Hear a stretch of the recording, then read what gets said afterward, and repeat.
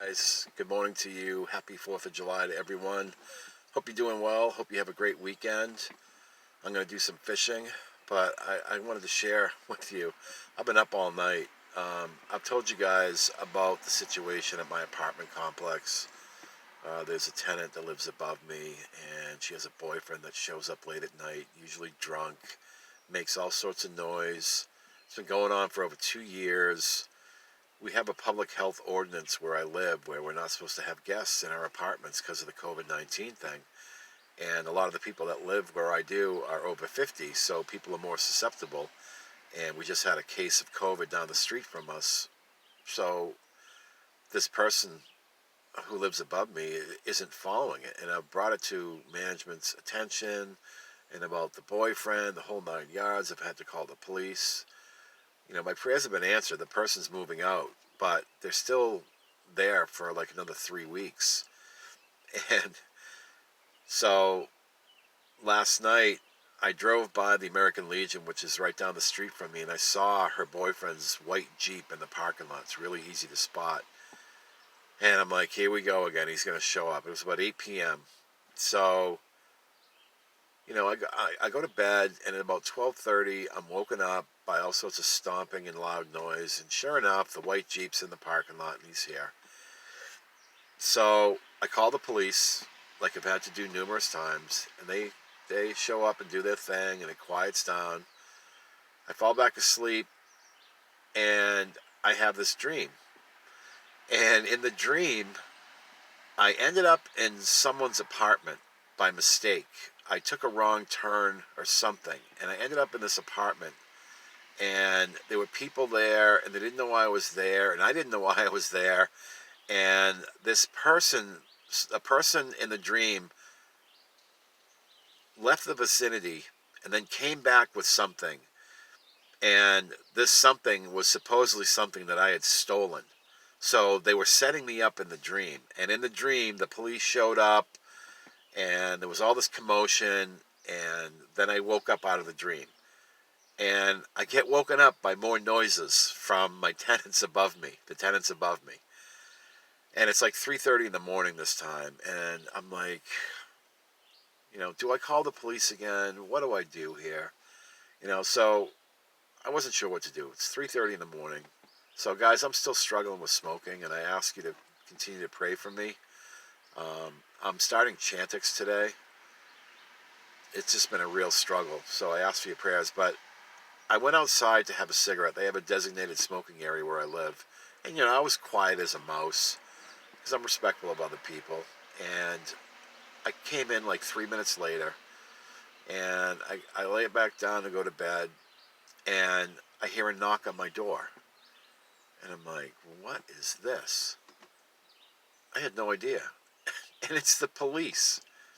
And it's one of the same cops that came earlier.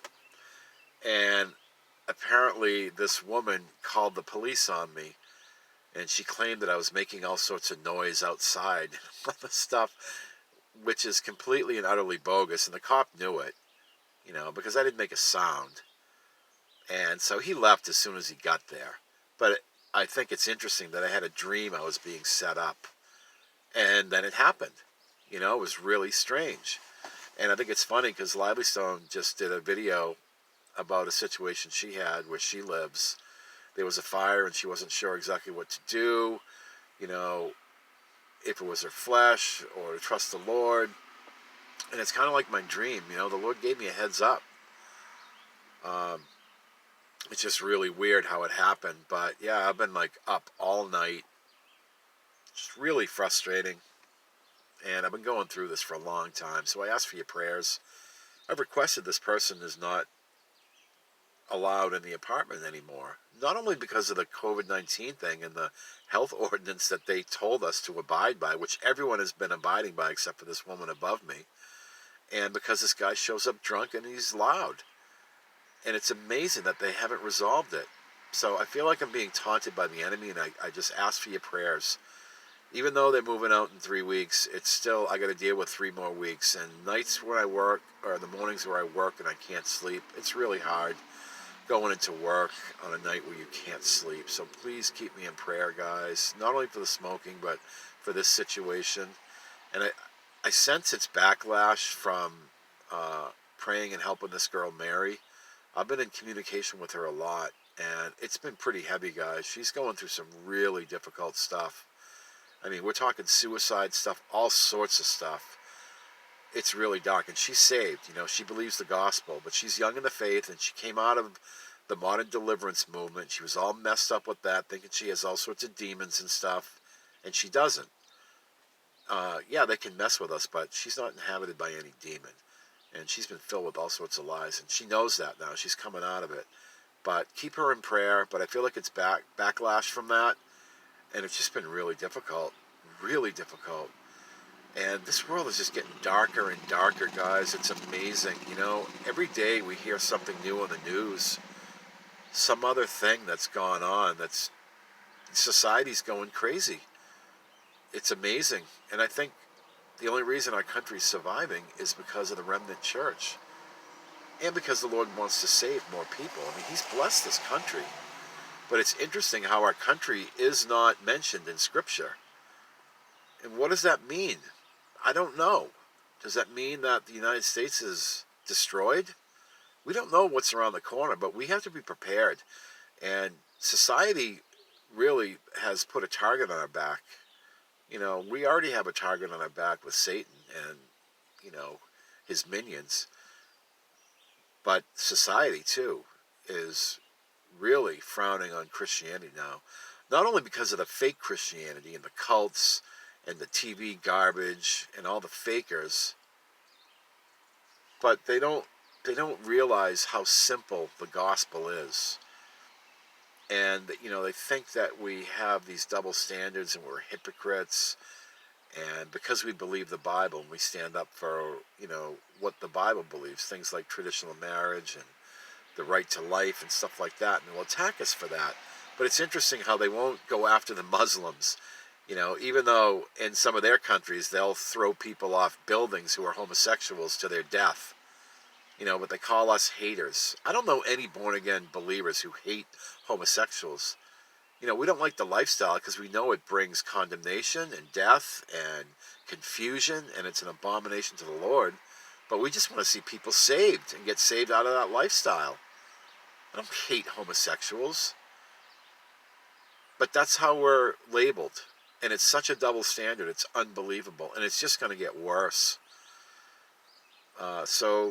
Yeah, I just encourage us to pray for each other. And if you guys have prayer requests, put them in the comments and we'll pray for you. Prayer is effective. It really works. And that's why the enemy doesn't like it. And I think he doesn't like me very much because I've exposed a lot of this deliverance ministry stuff, how it's all fake and it's not rightly divided and it's confusion. And he doesn't like it. So I feel like I'm getting backlash from that. I did a video on spiritual warfare yesterday. I didn't post it because I made a few mistakes in it. It was a little too long, but I think I'm going to do another one. But the enemy doesn't like being exposed. And you can sense the backlash from it. That's throughout the scriptures. It just is what it is. We're in a battle and it's real. And armoring up is important in these dark days. And lifting each other up is really important. So I encourage us to continue to pray for each other. Pray for our country. Enjoy your 4th of July, guys. Who knows how many more we're going to have. I watched the fireworks from Mount Rushmore last night, and President Trump gave a really good speech. And it was really good. It was nice. And, how many more of those we're going to have? I don't know. They're trying to destroy our country and all our freedoms. They're trying to destroy the Constitution, which they've been eating away at it for years. The Supreme Court is decimating our Constitution and our freedoms. It's amazing to watch this. So anyway, I just wanted to share that, and I appreciate your prayers, guys. I really don't like to complain about stuff. I'm grateful for all I have and what the Lord's done for me. But when things get heated up like this, it's just really hard when you can't sleep. It's just difficult. So anyway, I thank you for praying, and I hope you guys have a blessed 4th of July. Have a great weekend. Enjoy it, and we'll talk to you soon. All right, God bless.